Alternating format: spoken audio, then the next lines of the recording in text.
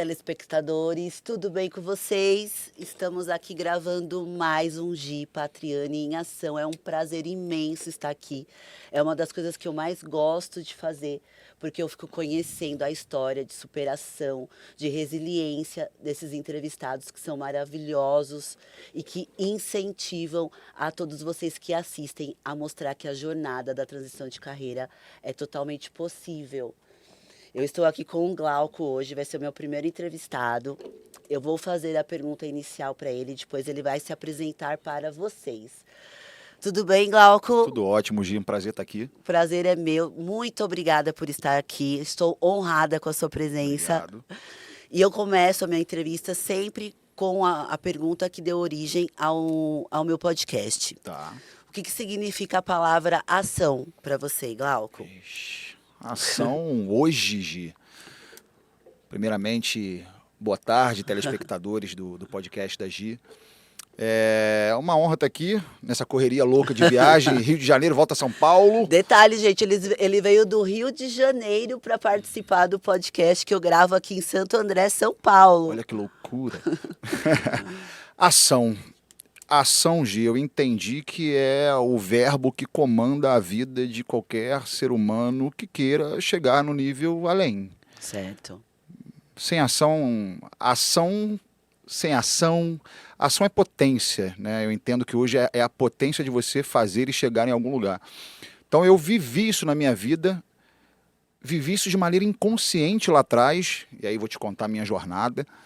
Vivi de maneira inconsciente, fui levado pelas minhas emoções, mas entendi que eu agi, né, para chegar hoje no que eu sou como empresário. Sou advogado hoje, mas me intitulo empresário. Sim. E continuo agindo desde sempre.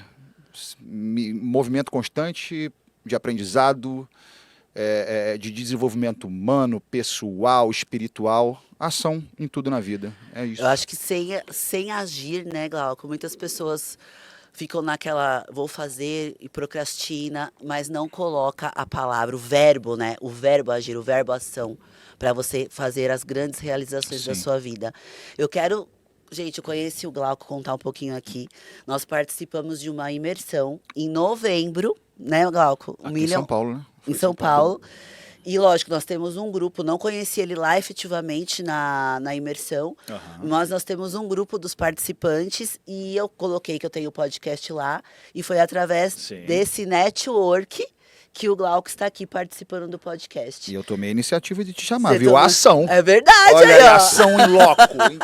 Pá! É verdade, é verdade. Eu quero que você conta para nós a sua jornada, como começou. Ixi. Você sempre empreendeu? Ixi. Não, né? Não. Então conta desde o começo como foi para você fazer essa transição, para você se tornar o empresário que você é hoje. Vou tentar, eu gosto muito do poder da síntese, Gi. Minha jornada, eu sempre falava nas minhas palestras que a minha jornada é bem louca. Primeiro de tudo, eu sou filho de militar. Meu pai era general do Exército, então desde pequeno eu imaginava que meu pai era o Rambo e eu queria ser o Rambinho. Então, logicamente, eu fui para uma escola militar, eu fui para o Colégio Militar do Rio de Janeiro. Então, desde os 12 anos eu tenho uma educação militar, o que me contribuiu muito hoje na questão de hierarquia, disciplina. Isso é básico. Mas você não foi ser militar. Então, estou evoluindo aqui. Tá. E aí, lá no Colégio Militar, logicamente, você está num ambiente militar, eu queria ser oficial do Exército. E aí, em 1996, caramba, o tempo voa, eu fiz concurso para a SpaceX, não sei se você já ouviu falar em Campinas. Escola Preparatória de Cadetes do Exército. Caramba! Quem quer ser oficial do Exército brasileiro tem que ir para a SpaceX em Campinas 1 ano e depois mais 4 na AMAN, em Resende. E eu me formei, fui para a SpaceX, depois fui para a AMAN e eu me formei oficial do Exército em 2001. Cara, você tinha quantos anos? Eu tinha 23 anos. 23 anos formado, aspirante do Exército. E aí escolhendo para onde eu queria ir no Brasil. Só que eu não era feliz, Gi. Aí eu falo que é o meu primeiro momento de percepção de felicidade na vida. Por quê? Eu estava onde muitos queriam estar. Eu tinha um emprego público com 23 anos de idade. Só para você ter noção, a minha turma hoje é toda tenente-coronel do Exército. Do pessoal que se formou lá com você. Comigo, meus amigos estão quase todos indo a coronel daqui a 2 anos. Então olha que gap, eu era para ser tenente-coronel do Exército. E aí veio a primeira noção de eu não sou feliz, eu não sou feliz aqui, que loucura, é o que eu sempre quis, estudei para isso. E aí eu escolhi, você quando se forma no Exército, você escolhe onde você vai servir, dependendo da classificação, e eu escolhi Barueri. Olha que loucura. Aqui? Do Rio de Janeiro? Caramba! Eu queria ir para o Rio. Eu tinha uma namorada na época e a minha classificação, eu pensei que eu fosse para o Rio. Mas não deu o Rio. Eu falei, então vou para São Paulo. Barueri. E eu vim morar sozinho em Barueri no ano de 2002. Nossa! Infeliz, porque eu morava dentro do quartel. Eu não conhecia ninguém. E aí me deu o estalo. Eu falei, eu não sou feliz. Até que no Rio de Janeiro eu morava na Barra da Tijuca. Não sei se você conhece lá, um local de praia. Conheço. Mora muito artista. Trocar a barra por Barueri. Exatamente. Então eu já andava ali, quando eu saía, eu vinha final de semana para o Rio, eu já andava com o pessoal ali famosinho. Então eu conhecia alguns artistas bem famosos naquela época, então eu já andava com esse pessoal. Então você imagina o choque. Final de semana com essas pessoas e depois voltar para Barueri. Barueri, adoro Barueri, mas entendeu a diferença? Sim, muita. E aí eu tinha um amigo que era modelo na época, e ele Glauco, eu vou fazer um teste para um comercial, nem me lembro o comercial, já faz tanto tempo, e eu fui com ele. Acabou que eu passei no teste do comercial. E ele não? E ele não. E aí eu falei, é isso! Eu quero ser ator. Você foi ser ator. Eu larguei o Exército para fazer artes cênicas. É loucura. Caramba! E aí eu abandonei o Exército em 2002. Você pediu exoneração? Exoneração para ir embora. Coronel, quero ir embora daqui. Ele, o aspirante, você é maluco? Você acabou de se formar na academia, seu pai é general, tu quer ir embora do Exército? Eu falei, eu não sou feliz aqui, eu quero ir embora. Assim. Fui embora, acho que dia 30 de julho de 2002. Você ficou pouco tempo, né? Como formado, sim. Como formado. Né? Como formado, fiquei nem 6 meses. E aí eu já tinha procurado um curso de TV no Rio para fazer uma imersão em comercial de televisão. Um curso de onde tinha saído Tiago Lacerda, Bruno Galhaço, essa galera. Então eu abandonei o Exército com 14 mil reais na conta, era o dinheiro que eu tinha na época, e investi todo esse dinheiro na minha carreira artística. Então fiz esse curso, fiz um curso de teatro muito famoso no Rio, chamado CAL, não sei se você já ouviu falar. Já ouvi, mas não sei como funciona. Casa de Artes de Laranjeiras, CAL, CAL. Os grandes atores saíram da CAL, porque lá é uma escola de teatro. Então você teve contato com famosos hoje que estão famosos? Tive bastante. Então, assim, só para você ter noção, da minha turma na CAL era o Fábio Porchat. Eu era amigo de turma do Fábio Porchat. O Porta dos Fundos começou a ser desenhado ali na CAL. Caramba! O Fábio Glauco. trazia o roteiro ali, mas eu era o artista playboy. Eu queria ir para festa eletrônica. Porque a gente sabe, não é uma pecha, mas a maioria dos artistas são mais roots, né? Mais Sim. tranquilões, luau, outras coisas. E eu não queria, eu não gostava disso. Mas eu me lembro quando o Fábio trazia, assim, falava desses esquetes dele, ali nasceu o Porta dos Fundos na CAL, né? Paulo Gustavo. Caramba, CAL, você conheceu todos eles? Todos eles. E aí eu saí da CAL, porque era muito caro. Vou tentar encurtar o máximo a história. Saí da CAL, fui fazer a Universidade da Cidade, que era uma universidade famosa de teatro no Rio também, me formei em artes cênicas. Você chegou a se formar? Me formei em artes cênicas, eu tinha DRT, que é o registro de ator. Caramba, que show! E aí eu comecei a fazer muito comercial, eu fiz muito comercial para cerveja. Sério? Eu fiz comercial com Zeca Pagodinho, Zeca Hora, muita coisa de cervejaria. Se lembra do Linha Direta? Sim, da Globo? sim. Assassino e assassinado? Eu fui assassino, fui assassinado, fiz Linha Direta, fiz algumas participações em novelas. Qual? Alma Gêmea. Alma Gêmea, eu fui uma reencarnação. Gente, tô com um ator aqui da Globo. Olha, famoso, hein? Eu fiz uma reencarnação da Serena, que era a Priscila Fantin. Priscila Fantin. A principal. Fiz Coração de Estudante. E, enfim, quando eu ia quando eu estava escalado, talvez, para fazer um papel bacana numa novela chamada Kubanacan, Kubanacan, me achavam lembro. parecido com o Marcos Pasquim, né? De fisionomia. Que é verdade, É. estou falando agora.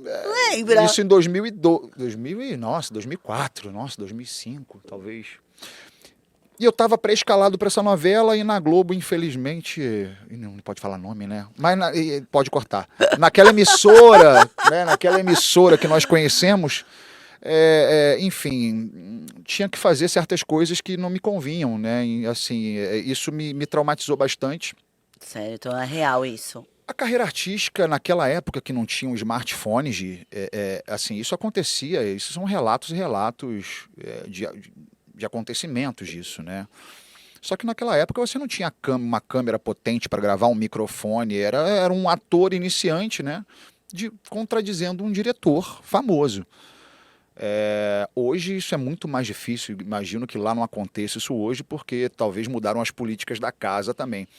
Mas saber disso, né, saber que o ambiente era esse, me traumatizou muito e a partir daquele dia eu agi novamente.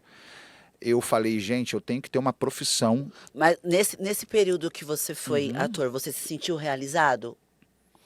Se sentiu mais feliz do que no exército? Ai, era um misto, Gi. É. Era um misto de você estar fazendo o que você ama, e eu gostava muito de artes cênicas, mas ao mesmo tempo ver que a arte não é tão valorizada no Brasil.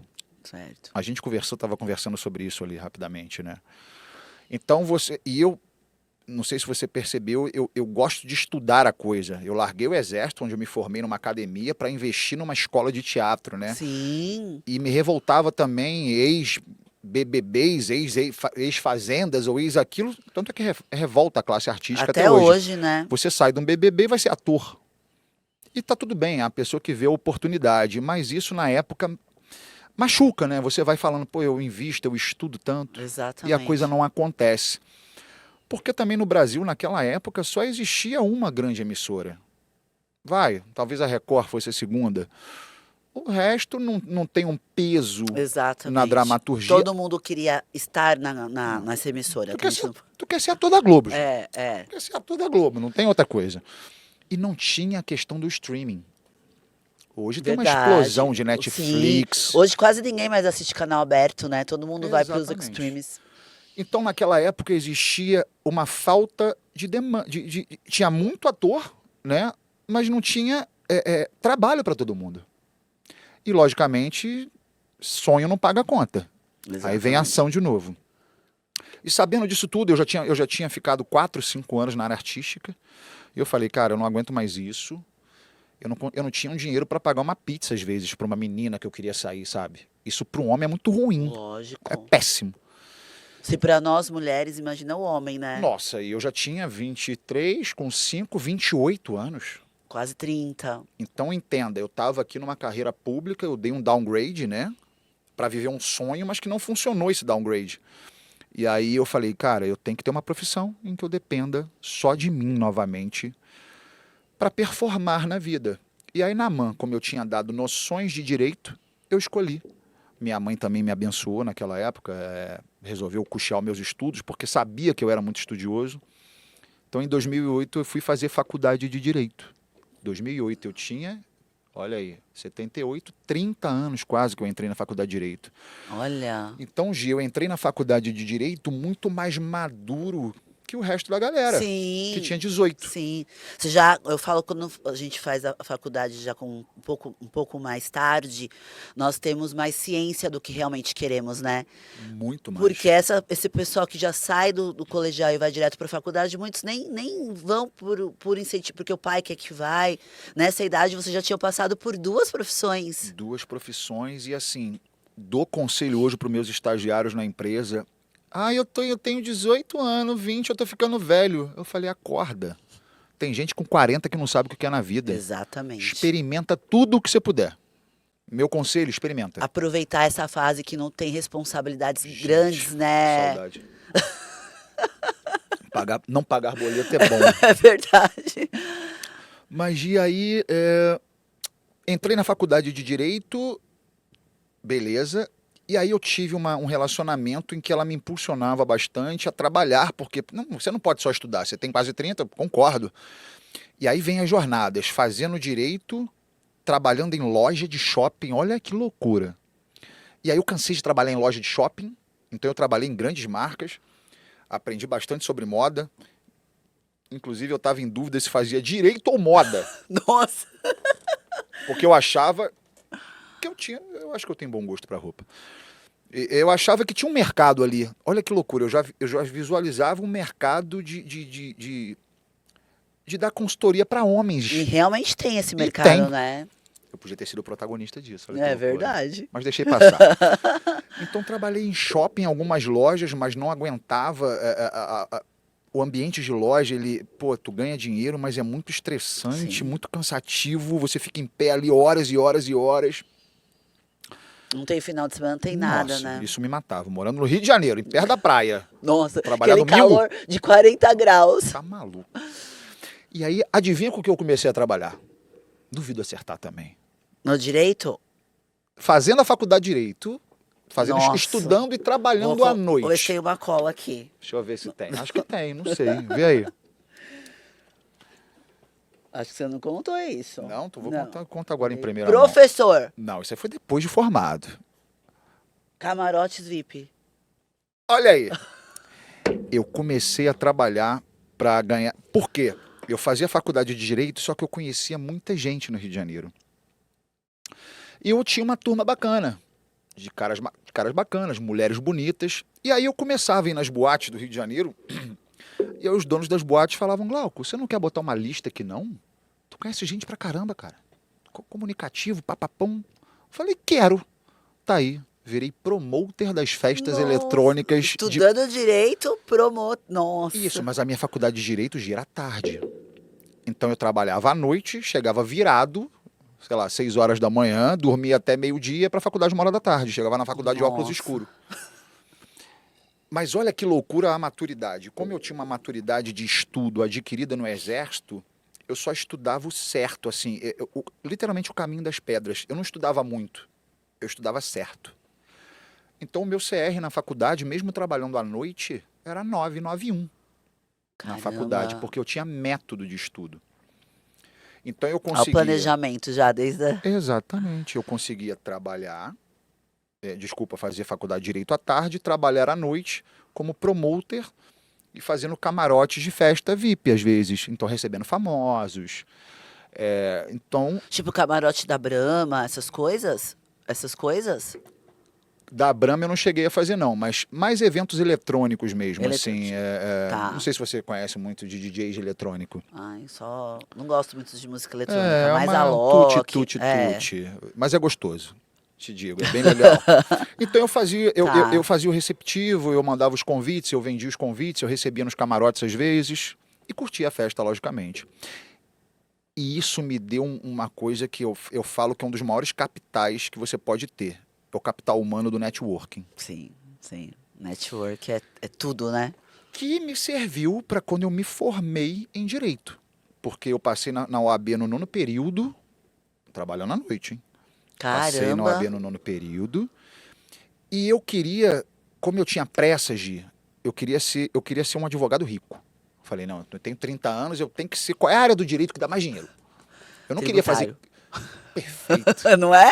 Tributário, mas o crime no Rio de Janeiro dá dinheiro, tá? Por que será? Por que será que o crime dá dinheiro no Rio de Janeiro? Me responda essa pergunta. Então, mas o crime, eu não sei se você já foi numa cadeia, né? Não, graças a Deus não. É deprimente. Você teve que ir durante a faculdade? Eu fui 1 ou 2 vezes. E é deprimente ver a situação do ser humano ali. Como o ser humano é tratado. O ambiente, a energia é pesada. Eu acredito em energia, nós somos energia. Também. É pesado demais. Eu falei, não, então advocacia tributária. E aí um amigo que eu conheci na noite me indicou para trabalhar numa consultoria tributária de um amigo dele. E aí começou a minha jornada na advocacia. Com 31 anos? Com 32, 33. Já estavas formado, já? Já estava formado. Tá. E aí foi que eu comecei a botar a cabeça para fora d'água, Gi, e ganhar dinheiro novamente. Eu fui começar a ganhar dinheiro com 33 anos de idade, novamente. Hoje eu tô com 46, então Nossa, a gente tem a mesma idade. pouco tempo. E aí foi, aí acelerei muito, né? Eu nunca fui um advogado, eu falo que eu estou advogado, né? Eu não sou um advogado militante de fórum, eu nunca nem vi um juiz na minha frente. Graças a Deus. Porque, nossa, parabéns para a advocacia que milita nos fóruns. Eu virei um advogado consultivo. Ah, de dar consultoria tributária. Consultoria tributária. Então eu viajava o Brasil fechando negócios com empresas. Que legal, Leste a Glauco. oeste. E logicamente isso te dá mais network. Muito mais. Você conhece muitas pessoas, né? Empresários, que é um nicho que eu Empresários. gosto de trabalhar. E aí foi. E aí eu comecei a ganhar dinheiro, comecei a viajar muito. Fiquei uns 3 anos nessa consultoria. E aí foi quando você foi pra ter a sua. Não. Aí aí entra no que eu faço hoje. Aí dentro das empresas, Gi, quando eu estava viajando lá, viajei muito para Santa Catarina, os CEOs das empresas, né, os CFOs, sempre perguntavam: o doutor trabalha com precatório? Aí eu Me explica melhor o que é precatório. vou explicar. Posso finalizar esse Lógico, esse aqui eu posso fechar esse raciocínio. lógico. O doutor mexe com precatório? Eu falei: caramba, o que é precatório? Eu vi na faculdade isso, eu vi na faculdade, eu tenho certeza que eu vi. Mas é igual o filhote de pombo em enterro de anão, né? Você Gostei dessa. Você sabe que tem, mas nunca viu. Precatório. Eu falei, que nome feio, né? Também precatório. Estranho. Isso é maçã, banana. Mas legal, eu fiquei com isso na cabeça. E aí eu saí da consultoria, fui trabalhar freela, fazendo consultoria freelancer de casa, fechando contrato com empresas. Olha que loucura. O que eu quero dizer com isso, gente? Vocês podem fazer tudo em casa, no meu laptop, Nesse momento você não estava vinculado, era você. vinculado a minha... Fechava eu os seus presa. contratos. Eu presa. Eu presa. Fechava os seus contratos ali na parte de consultoria jurídica. Eu sou um... Tributarista, né? Então, eu comecei a levar soluções empresariais, não só olha! tributárias. Eu sou um entusiasta de levar soluções. Eu sou entusiasta de fazer networking, de apresentar quem faz e quem quer. Certo. E, logicamente, Bacana. a intermediação é valorada. O lobby no Brasil ele é mal falado, né? Nos Estados Unidos, o lobista ele é uma figura muito importante. Aqui no Brasil, o lobby tem muito a ver com esquema, né? Tem a ver com esquemas que tu faz com ente público, pô. Entre empresas, ok. Então eu era muito bom de fazer lobby. De unir quem quer, quem Sim. faz. Então eu ganhei muito dinheiro com isso. Olha. Durante alguns anos. Apresentando pessoas. E aí, Gi, fui chamado para dar aula em curso de OAB também, legal. Dei aulinha de direito empresarial, tributário. E aí o precatório. Surgiu o precatório. O que me impressionou no precatório, Gi? Os valores. Eu fui dar uma olhada no Google, precatório, título de uma dívida. Título de uma dívida, legal. Título de uma dívida de quem? Do ente. O que é ente? União, Estado e município. Eu falei, a União, Estado e município deve dinheiro para alguém? Deve. Só que os valores que chegavam, Gi, era assim, no meu e-mail, eu recebi um e-mail, né? Quero negociar precatório de 50 milhões. Aí eu, opa, se eu ganhar 0,2 ou 0,5 disso, eu tô bem, né? Oh! Então os valores me chamaram a atenção do mercado de precatórios. Respondendo a sua pergunta, precatório eu já dei a pílula aqui, nada mais é que uma dívida de um ente público com uma pessoa física ou jurídica. Vou Então, refinar. o município ou o Estado devem para uma pessoa física ou para uma empresa? É isso? É, simples assim. Mas devem dinheiro mesmo? É.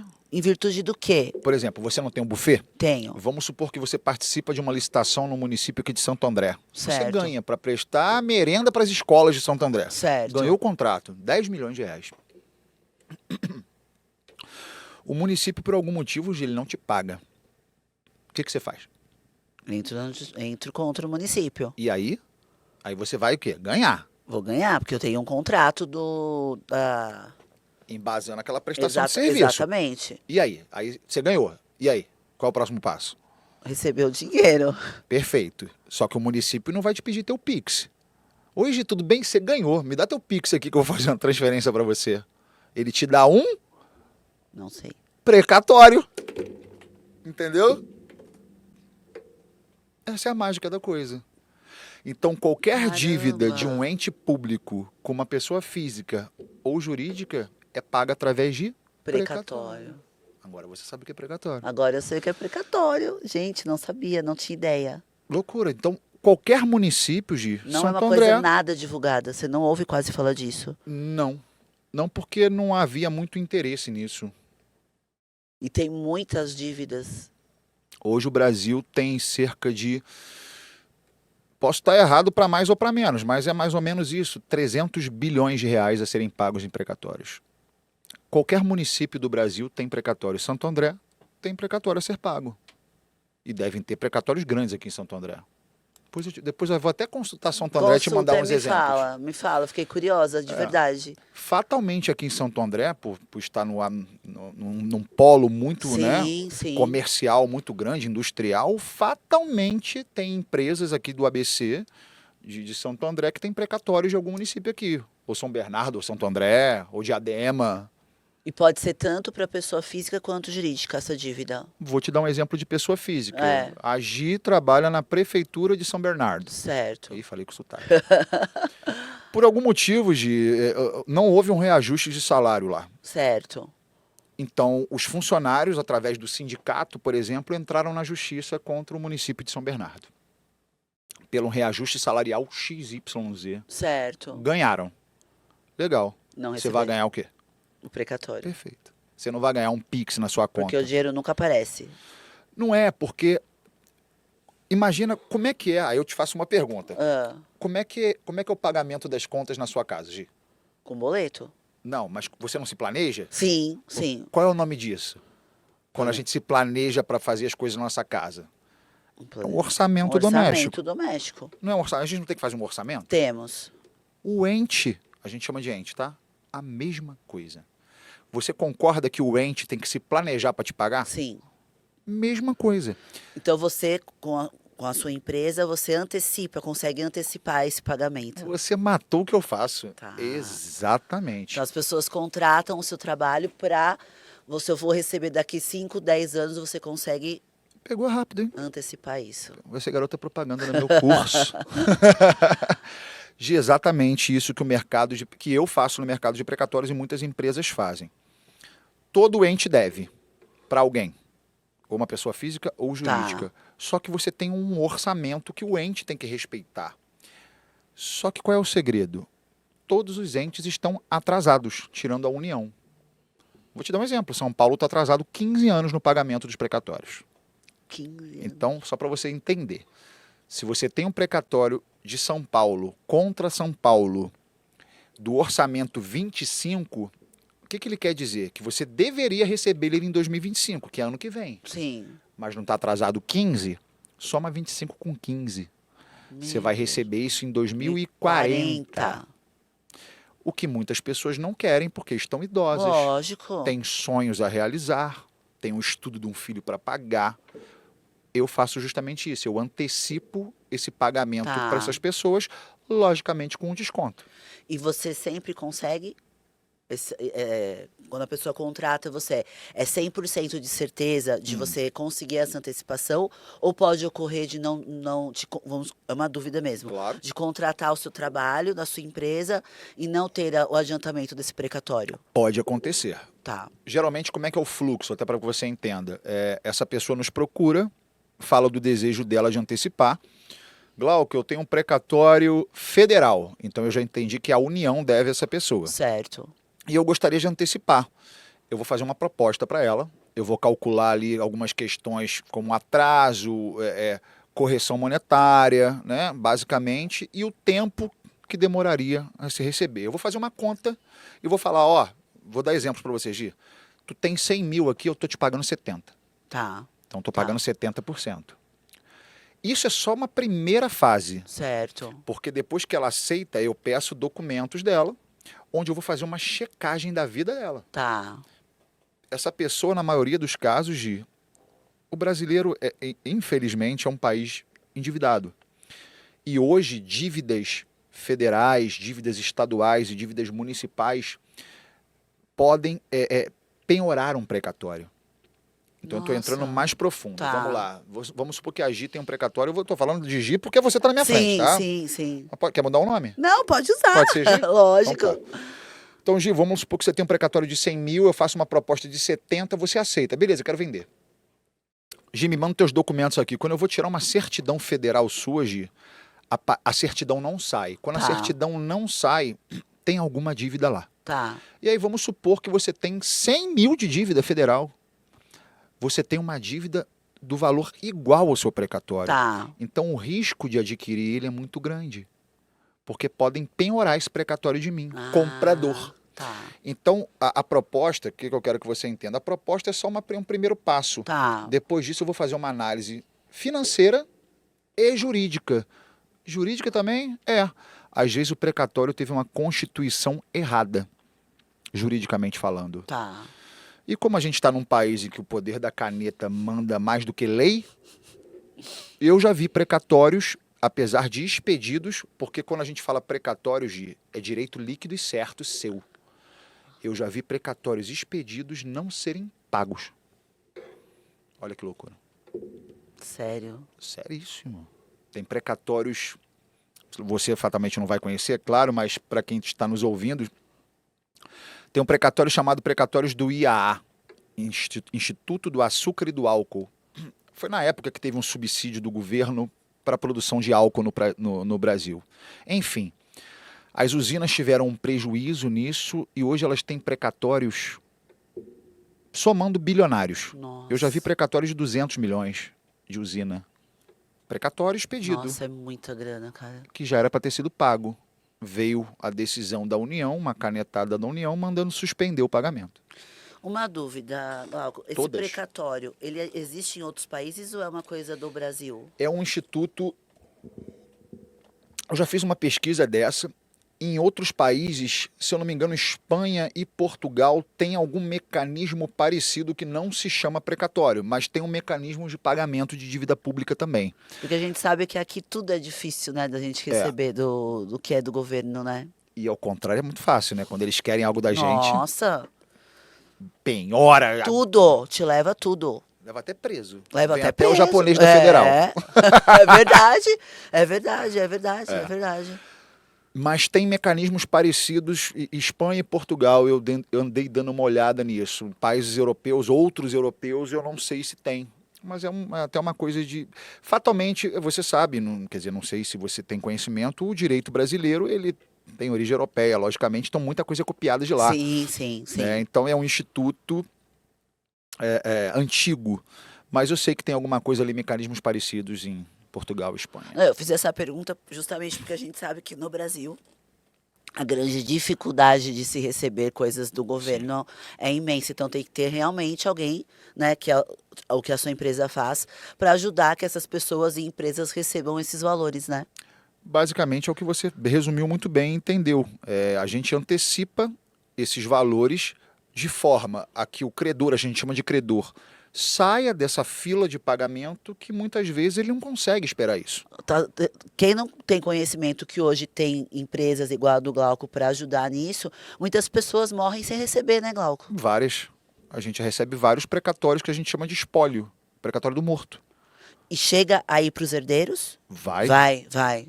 Precatório como como um carro, como um apartamento, como uma casa, como ações, como quadro, é um bem, como outro qualquer. Tá.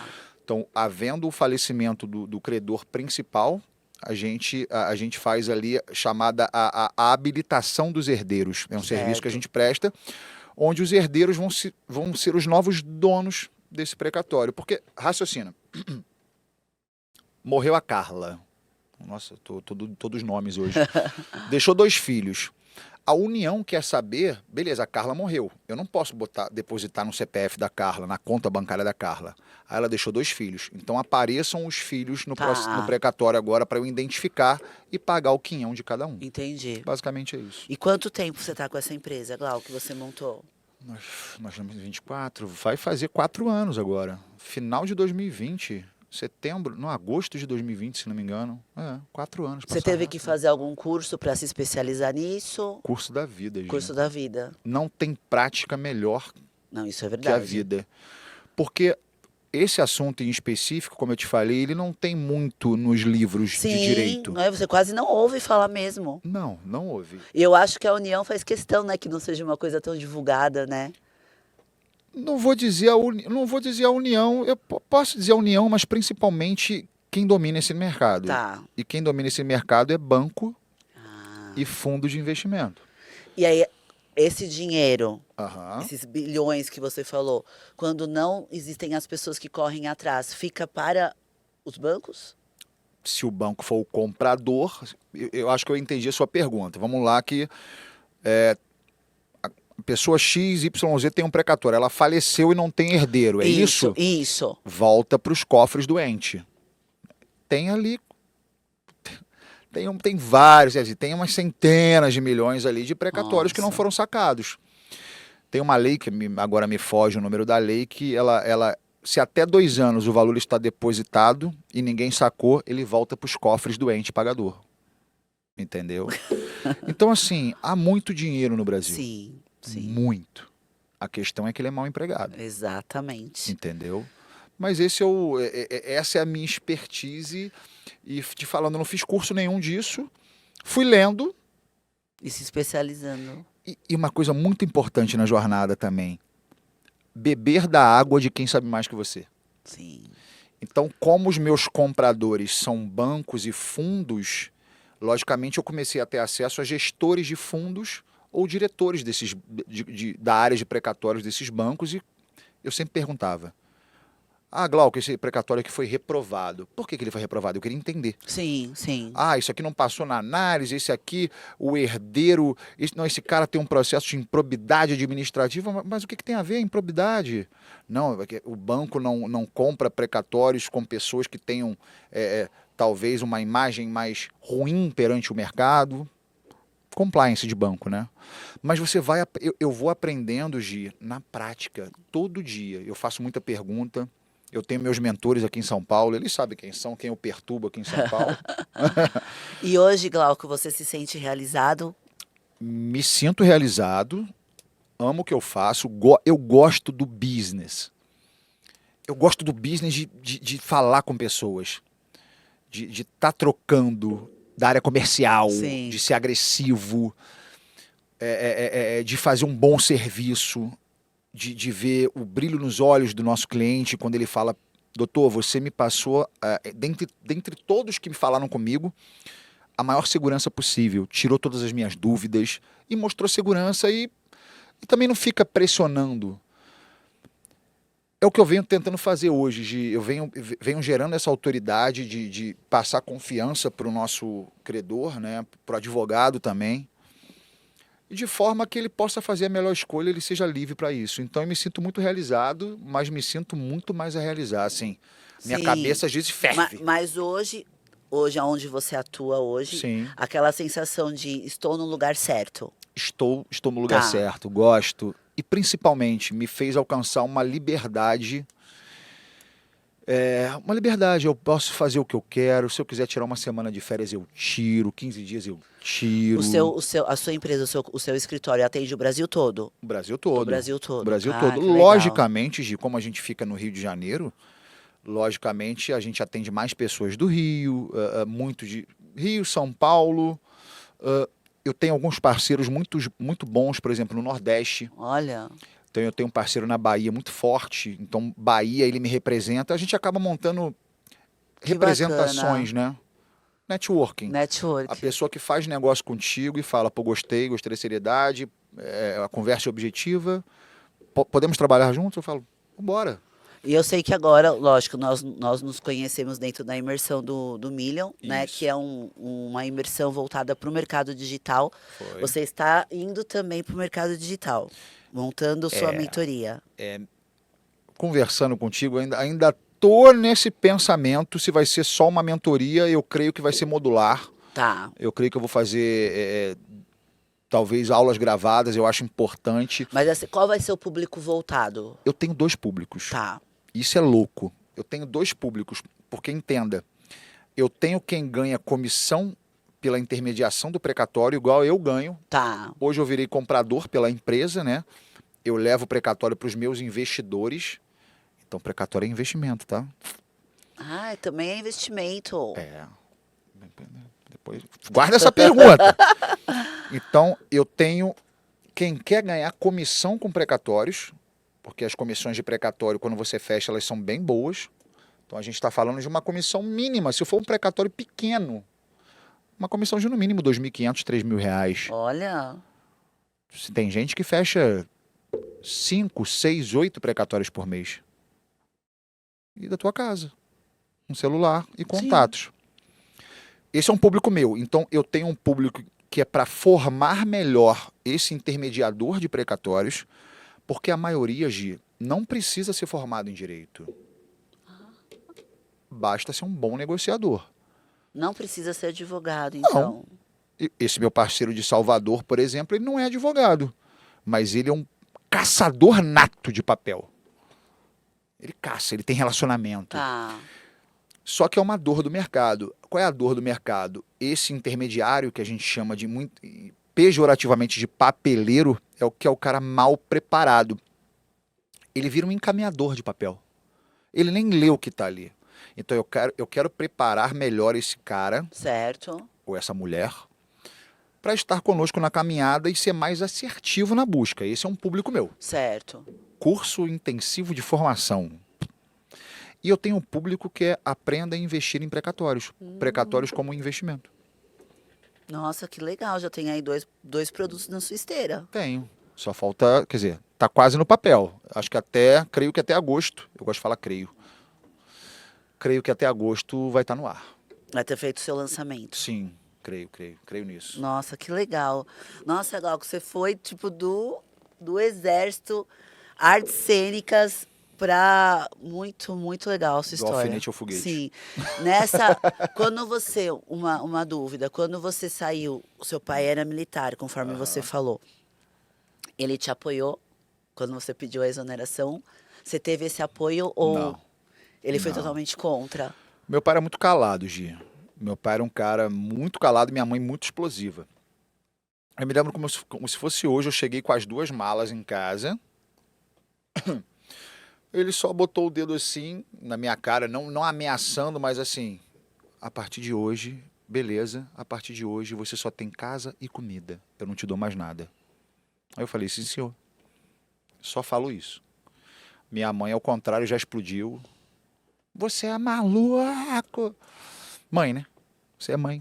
Mãe. Não, e você é você maluco. tinha um cargo, né, de super estabilidade, né? Eu entrevistei também uma pessoa aqui comigo que ela também, só que ela não era do exército, mas ela era funcionária pública, ela era professora. Olha, E ela também pediu exoneração para ir para o mercado digital. Só que no caso dela, ela foi direto para o mercado digital, não foi igual você que foi para as artes cênicas depois de experimentando. experimentar, mas muito legal, cara. Eu falo de que a minha jornada é bem louca por isso, assim. Não E sei hoje se... você é casado, tem Hoje eu filhos? sou casado, eu tenho um filho de 12 anos, Ah, vai já. fazer 12, mas não é desse relacionamento, Tá. foi um relacionamento pontual. Casei ano passado, hoje inclusive faço 1 ano de casado. Hoje? Hoje! Então tem que voltar a tempo de comemorar com a esposa, né? Mas a gente vai viajar final de semana, Ah, Gi. então tá bom. Então Vamos lá beber um vinho em Bento Gonçalves. Ai, que já fui, mas delícia, amo, né? amo vinho. Eu ia até, hoje eu ia, porque eu amo vinho, também vendo, também represento uma Tu não plataforma. trouxe um vinho pra gente? Então, mas eu falei, gente, eu não conheço muito Glauco. A outra entrevistada também, eu falei, será que não vai ficar chato eu levar uma garrafa de Que vinho? isso, podia ter perguntado. Não tem por aí não? Não tá nada perdido aí não? Hã? Ai, que legal, que legal. Mas eu experimentei bastante coisa, Gi. É isso, eu acho que tem que experimentar. Tem que experimentar para saber o que gosta e o que não gosta. O problema é quando você perde muito tempo com isso. Sim, eu acho que né, quando você saiu do exército, você tinha 20 e poucos anos, era super Isso. jovem, tinha muito tempo ainda Sim. para você testando, né? Como eu te falei, hoje eu sou mentora de empreendedoras Sim. ou que querem se tornar empreendedoras, né? Eu tô com esses 2 públicos. Eu fiz a minha transição de carreira aos 42 anos, então até os 42 anos eu era CLT. Olha. Então você não tem muito mais tempo de ficar errando. Queimar essa ponte é mais difícil, hein? Então, muitas mulheres têm esse medo nessa idade, né? Porque, meu, vou arriscar com mais de 40 anos, realmente dá um frio na barriga. Total. Mas eu acho que essa sensação de realização que eu falo, ela é excepcional, né? Ela nos transforma, não traz essa sensação de liberdade que foi que você falou, É, de transformação. Eu me sinto uma mulher transformada depois que eu fui empreender. assim, devem ter perguntado pra você se você se arrepende. Já perguntaram? Muito, muito. Pra mim, mais ainda. Porque, mais uma vez, eu tinha um emprego público. Sim, Glauco, você se arrepende? Eu não me arrependo. Talvez eu teria feito a transição diferente. tá. Mais planejada? Totalmente mais Tá, planejada. tá. Porque quando você tem 23 anos, pô, botaram uma pistola na cintura de um garoto de 23 anos formado, carioca. Eu achava que era o dono do mundo e dane-se. Entendeu? É verdade. Então o que que eu teria feito que muitos amigos meus fizeram? Eu teria continuado no exército, feito uma faculdade dentro, sendo militar, porque você tem tempo para isso, É verdade, e é verdade. recebendo um bom salário, mas estudando paralelo até achar a melhor janela de saída. Mas com 23 anos você não tem essa maturidade, né? Ainda ariano ainda, né? Nossa, Arrebentei a ponte, a porta, tudo.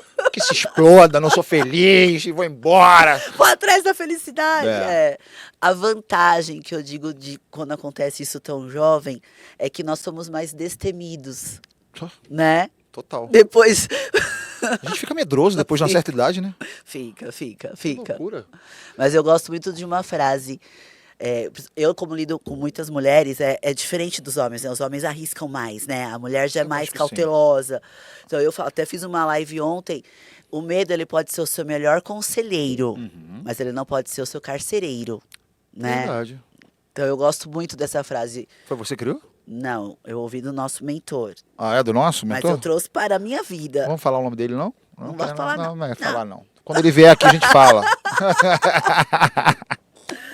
Glauco, tá dando já quase 1 hora. Já? Você acredita? Não é Passou possível. muito rápido. Inacreditável, gente. Foi tão leve. Tá vendo? Gostou? Ah, eu amo estar em podcasts.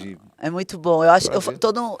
eu falo, no começo a gente tem aqui até o roteiro, mas vão surgindo as dúvidas, vão surgindo os assuntos, e é o que torna, eu acho que é o que torna mais gostoso.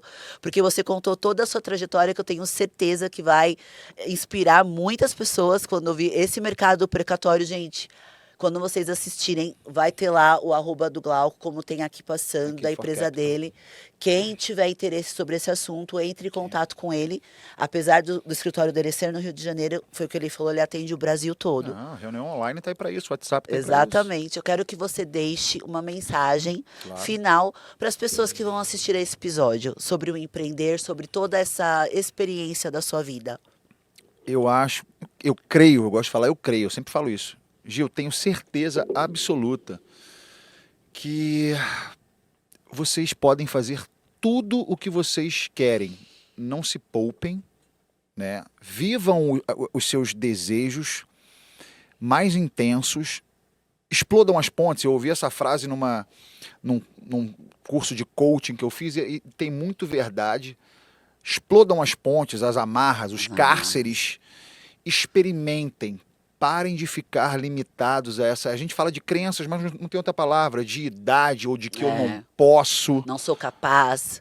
Muito. Eu acho que vocês viram um exemplo claro aqui de um cara que foi oficial do Exército, veio de uma educação militar, largou tudo para ser ator, fez faculdade, depois foi ser promoter de Não, festa. e olha o mundo, né? Você era militar, aquela coisa. Tá? Foi ator. Tá? Ator. Assim, alfinete, foguete. É.